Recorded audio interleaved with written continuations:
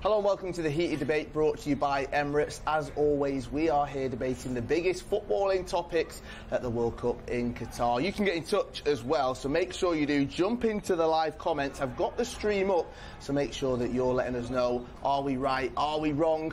Do you disagree? Do you agree? We want to hear. And as well, you can jump on Twitter, use the hashtag #TheHeatedDebate. Now, it's not just myself that's here. We've always got two guests that are sharing their opinions. And today we've got Rachel Stringer and James Allcott as well. And guys, it's true or false today, all right? So the way this will run, we've got a series of statements. You're going to let us know, do you think it's true? Do you think it's false? And then the comments are going to disagree with you, Rachel, all right? Your first one, they like to get in and tell us that we're wrong, okay? So let's get into it. Let's start with that first one. Comes off the back of yesterday. That shock result. First statement, Messi cannot become the GOAT without winning the World Cup. True or false? Let us know your answers. Show it us. Go on. I'm not looking at James in case. Okay, let's see. Wow, there we are. Okay, I'm going to come straight to you, Rachel, because first time on the show, and you're saying false to this one, this statement.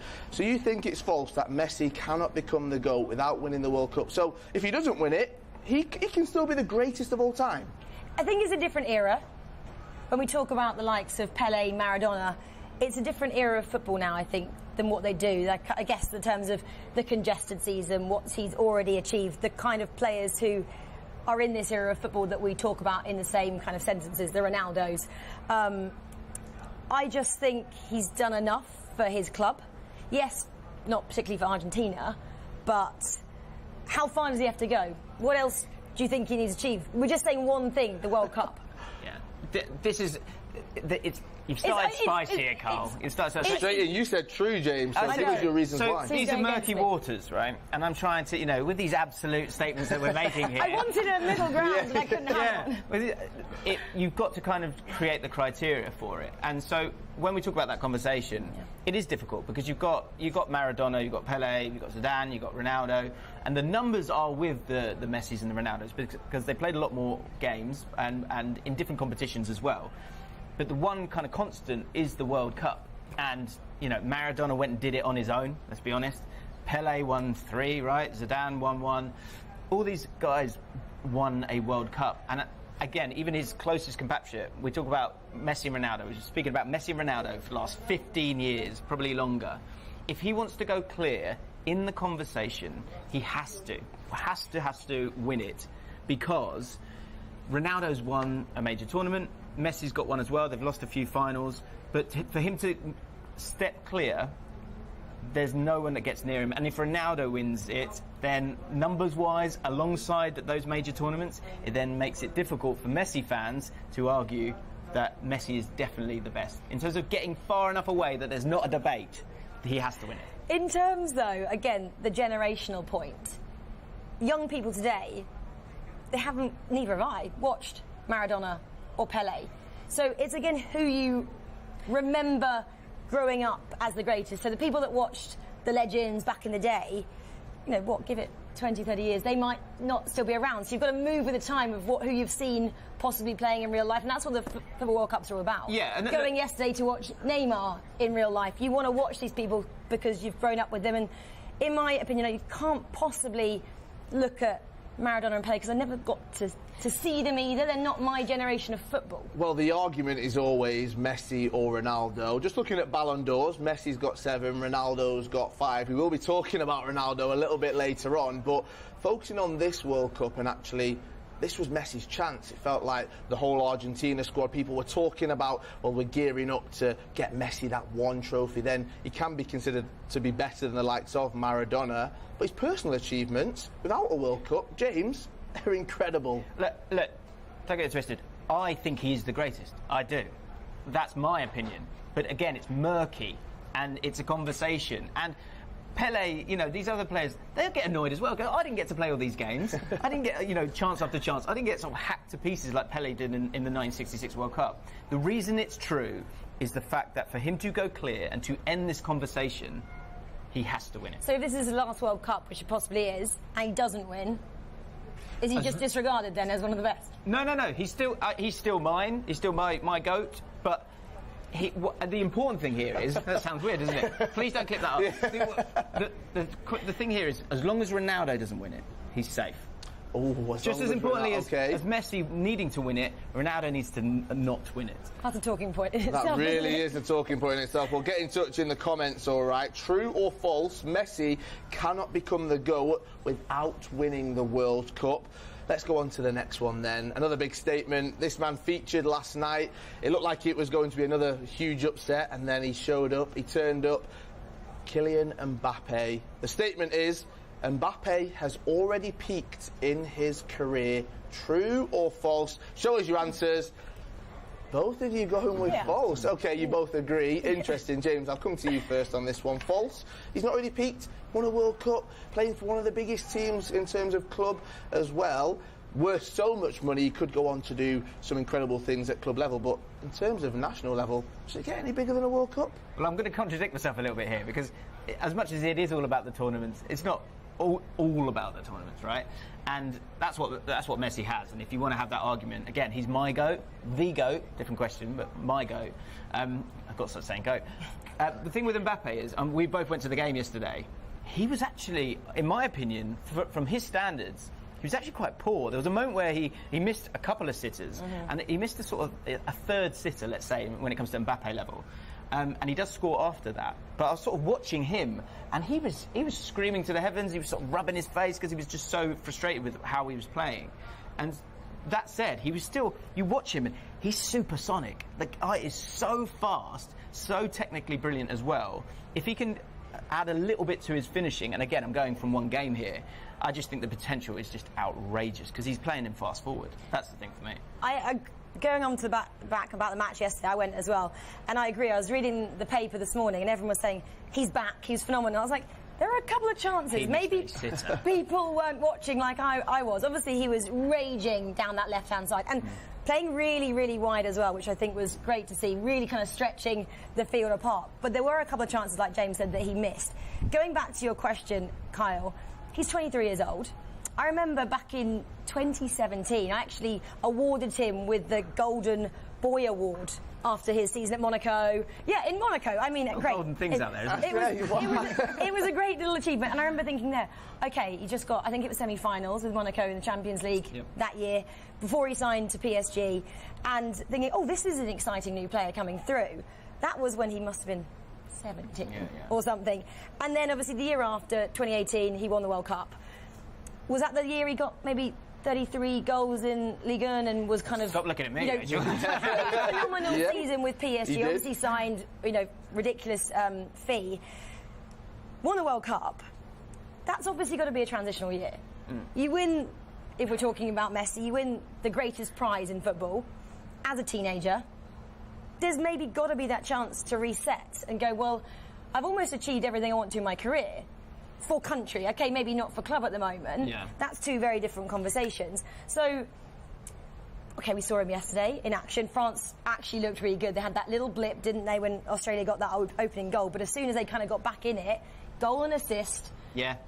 I don't think he's had that enough time in his career at 23 to say he's peaked yet. Yeah, you peak when you're sort of 28. If he can keep the pace, that's the big thing, because he is electric. He's absolutely electric. And you say, like, he starts wide, makes those diagonal runs. It's also set up for him really lovely with Giroud, who's just going to kind of stand still. So there is that space in behind. If he keeps the pace and his composure continues to get better, yeah, he's frightening. What about his attitude, though? Well, I know, yeah. I mean, what about his attitude, though? Because the temperament, you said yesterday, not quite getting the chances. Yes, he did then turn it on, and actually he scores, gets an assist, and we know that he can do that. But if things don't go his way, he's already won a World Cup. He's at one of the biggest clubs, as I keep on saying. Will he get frustrated with teammates? Will he become much bigger than suggests he is? I was kind of looking out for that as well, because this is the great thing for me. Often QPR fan, we don't get to see the likes of Mbappe. So to see him live was amazing, and I did kind of keep my eye on him. And there were moments where there were sort of passes that went awry. They were a little bit lazy in the first half, France. Which kind of that nonchalance actually got them back into it at the end. But they were always looking for him, and there were a few stray passes. And every single time he did actually go, no, good, it's all fine. Because sometimes strikers can get a bit lazy and don't want to make those runs anymore. Do you say lazy, though, or the fact that it was the pressure of being defending champions in their first game? and that expectation on them. Well, what I'm hoping for is that sort of hunger as champions. Like, you lose a bit. Once you win it, you lose something. And I'm hoping that when they maybe get to the quarterfinals and could play England, if they finish second in the group, then it might be one then where that helps England, who haven't got over the line yet. I mean, that's just hopeful thinking. But, you know, his ego was in check, certainly, in this game. But, again, we're going to get on to Ronaldo in a minute. But there's, down the line, you know, he might change as a person. Right, we had some comments then. We've had Mrs. Queen saying Mbappe is a brilliant talent and a great footballer. And Cozy said Mbappe is the future GOAT, linking to the first statement that we had. I'm actually going to say on this one, false. He's not peaked. He'll win another World Cup in his career. I am sure of it. Let us know. Maybe a Ballon d'Or or two as well. Could he be considered one of the GOATs? By the time he comes to the end of his career, we will see. Right, let's move on. A player that we've not seen just yet in the tournament, but one that I'm sure everyone talks about when he plays at club level, Kevin De Bruyne. And the statement is, Kevin De Bruyne is going to be player of the tournament. True or false? Show us, James. You've gone... Both agree again. They play this evening. They're facing up against kind of their first game in the tournament. You're saying false. Kevin De Bruyne, best midfielder in the world right now, isn't going to be the player of the tournament. I think he can. I don't think he will. But I think if Belgium win the tournament, exactly what I was going to say. You've got to win the tournament to be considered the best player at the tournament. But you don't have to win the tournament to be considered the GOAT. Come on, guys, come on. To get to the final. You have to get to the final. Okay. You have to get to the final to win the MVP. But you're not. But you're saying best player on the planet. We're saying best player at this tournament. In terms of Messi, we were talking about him being the best player on the planet. We're talking about Kevin De Bruyne being the best player at this tournament. You can't not get to a semi-final or win and be considered the best. So are Belgium going to get third place last time out? Can they get us? I don't know. What do you think? Can they get us far? I think the group's nice for them. I think they can go far in the tournament. I think they've got the nicer side of the draw, as long as there's not more shocks. And I think the way that he plays, they look to allow him to play that same role that he does at Man City. I made a prediction that before the tournament. I felt like there was going to be a lot of headers in this tournament, and there has been so far. And the reason I kind of thought that was because of Kevin De Bruyne. Kevin De Bruyne in that little area, sort of almost quite deep, where he sort of gets the ball and then curls those crosses in. We've seen that quite a lot, and so I can see him getting lots of assists because I think he'll have that freedom. The bigger question is, if Belgium need to get far, and they could play Germany in the round of 16, Germany or Spain, right, if it is those two that go through. And so that could be a stumbling block as well. But in terms of form, is there a player in better form right now? I'm not sure. I would say there isn't, especially in midfield. But how much will it have to be the team that are around him as well? At club level, do you think he can do it on his own? On his own, I think he can drag a game, and he can actually, when Belgium are losing, he can be the player that turns it on. But it's not always goal scoring, it's providing those assists. And if he's not playing with the same calibre of striker, let's say, that he does at club level, that's not just on him. So it wouldn't be his fault if Belgium didn't make it to a semi-final. But when they need him most, I think he can turn it on. But it needs to be the players that are around him that also do that. Him and Lukaku, we've seen that they can link up really well. But then it depends, what's Lukaku like? What's the form he's coming into this like as well? I'm intrigued, but question for the comments, you guys answer it as well. If you get first pick, you've got every player who's at the World Cup, and you get first pick of creating your own squad. We had to do this. Did you not do your fancy team? Oh yeah, true. But would Kevin De Bruyne be that first pick if you know that if I don't pick him, then you? My first pick actually was Kevin De Bruyne, and then Jude Bellingham. And I realised I spent too much money early on in midfield. I had to restart again. So you went back to have De Bruyne. And I actually know I knocked him out for Bellingham because I think he was slightly less. And I wanted a little bit of a younger player to come through in midfield. I like how he's obviously playing much more offensive now. Got a goal, well done. Got a goal there. Straight away. Yeah. And I don't know if we were getting on to him again. Jamal Musiala for Germany, I think is going to be a very exciting young player. I love the fact that he's come from that England background, playing with kind of the freedom that they allowed him to do there. He's had the best of both worlds. That he grew up with like the England academy, has now moved to Germany. He's been likened to a Messi. I think Owen Hargreaves said he's got the passing abilities of Kaka. It's like how people are speaking about that player I think it'd be really exciting to see him here. I think when you ask me that question, I think Messi is above him, but then I think De Bruyne. Yeah. I think De Bruyne is the next best player that you would pick, and so with that in mind, again, if they get to the final, I think he'll win it. Very interesting, right? I like that. We've come all the way around there. Didn't really. We need one of those in the middle once again. Right, next question. I think everyone's been really hoping we'd bring this one up. The comments would suggest that. The title of this video as well. There's only one man we can talk about. True or false? Cristiano Ronaldo's drama will cost Portugal at the World Cup. People in the comments say true or false as well. False for both of you. 3 falses in a row for both of you. In the comments, let us know, will it cost Portugal and their chances of lifting that beautiful gold trophy? Rachel, I'm coming to you first. False, it's not going to cost them. Could they go on to win this competition? Do you think that Portugal have got a good enough squad, including Cristiano, to win it? Can I do that? Oh, you're in the middle already, you're swapping. I don't think so.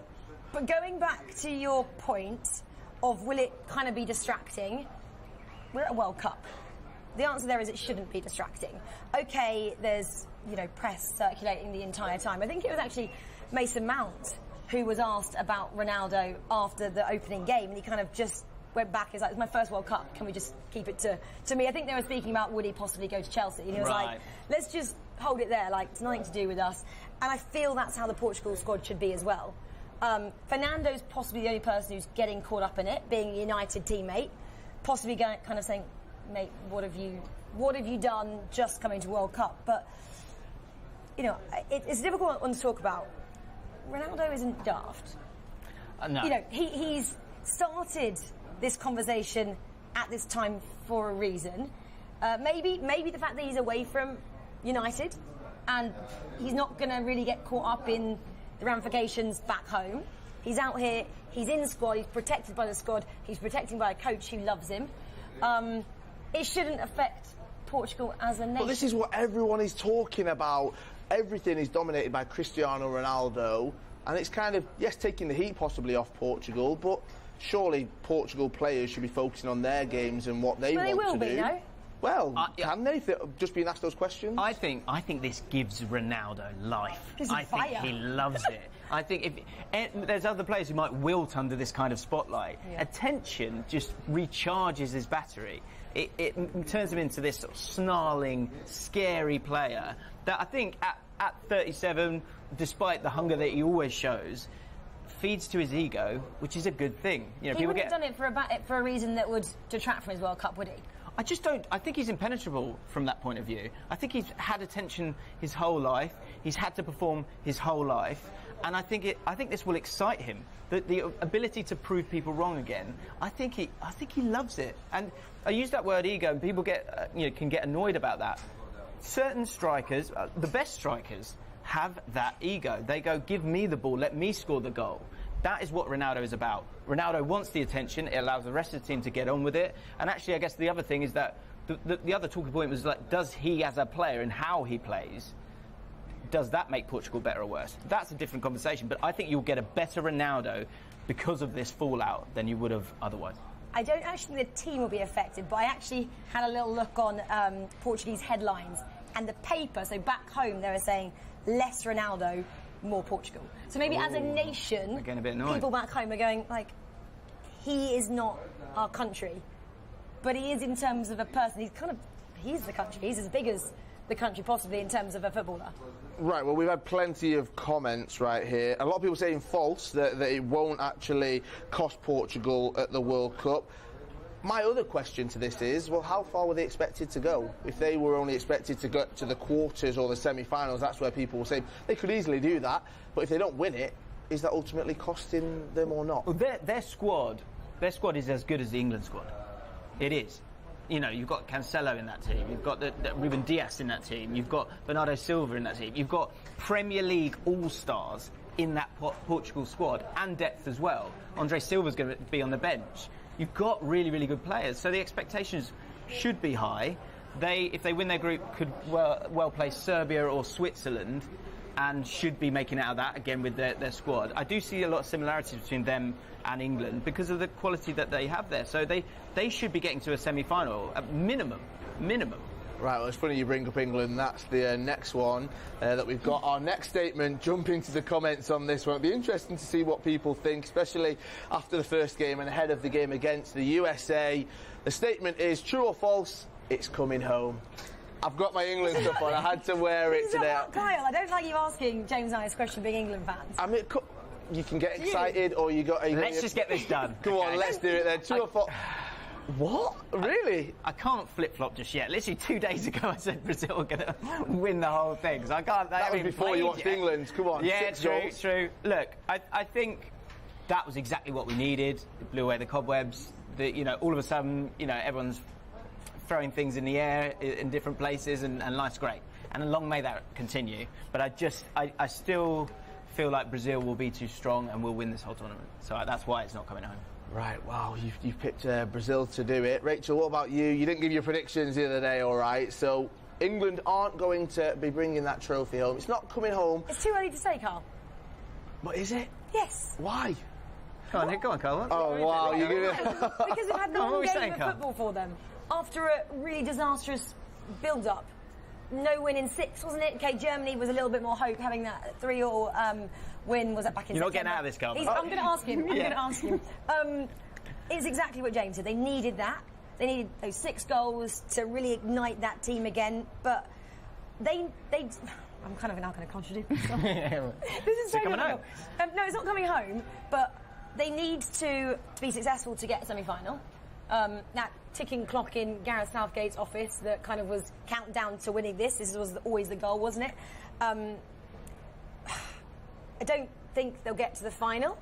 But the depth of squad, like we're just talking about the Portugal, is there. This team know how to play together. That is what they have as well. They've played together. They've been very successful. They got to the final of the Euros. They got semi-final of the World Cup 4 years ago.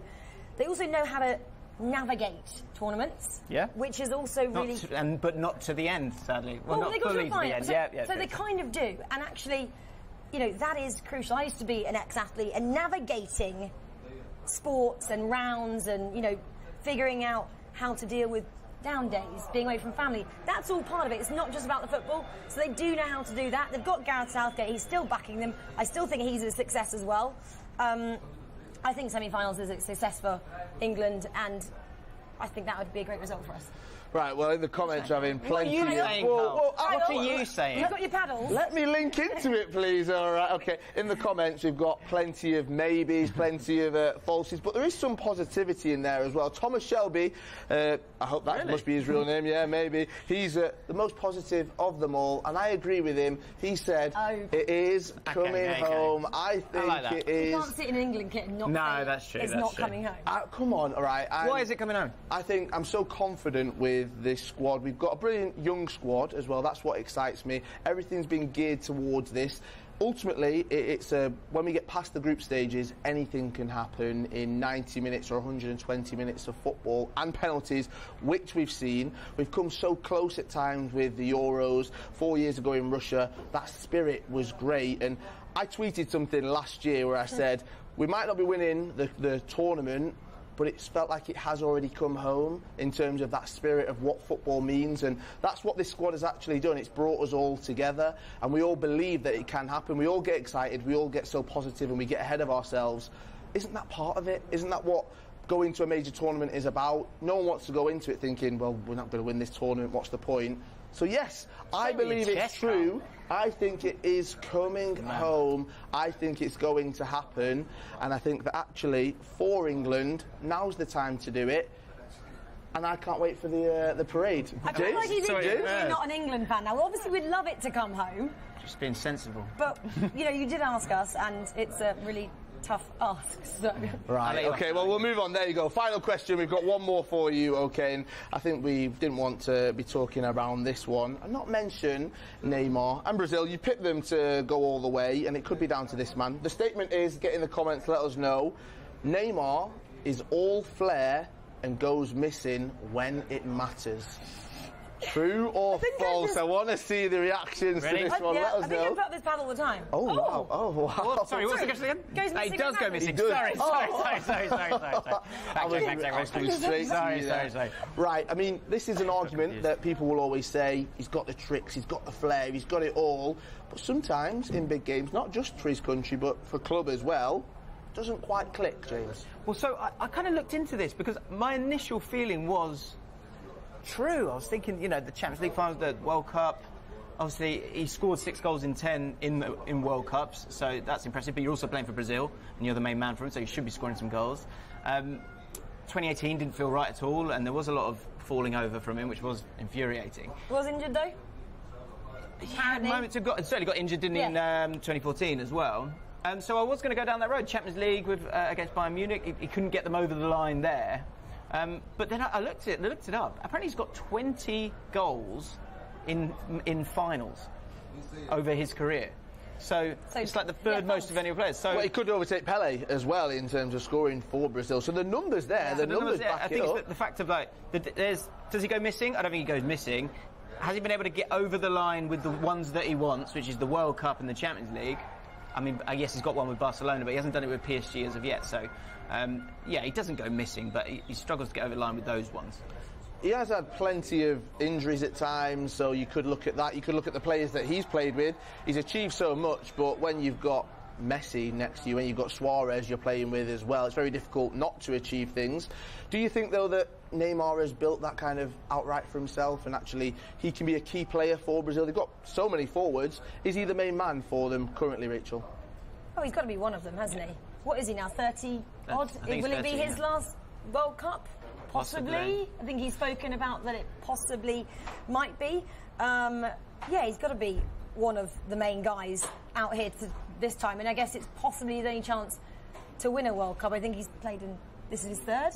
He missed out in 2010. Yeah, he was too young and injured. I think he was injured again in 2018, injured in 2014. This is his chance to overtake Pele, to put himself on the map and to be spoken about like what we have been with the Messi, the Ronaldo, because I think Neymar has still got to be in those conversations. Yeah, there's brackets, there's conversations, and in those brackets, he will be disappointed if he ends his career, especially Brazil, if he doesn't win a World Cup. This is the year for him to do it. You've got a great squad there, you've got experience in those centre-backs, you've got so much depth in that attacking area, and he's the jewel in the crown. He really is. He's the guy they go to help it sort of tick along. And with all these exciting players around him, Vinicius Jr., you've got Anthony, you've got Richarlison, Gabriel Jesus, the list goes on.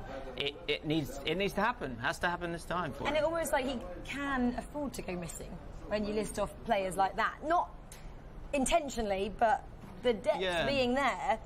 That might be the thing that gets him over the line. Yeah, everything's not on his shoulders.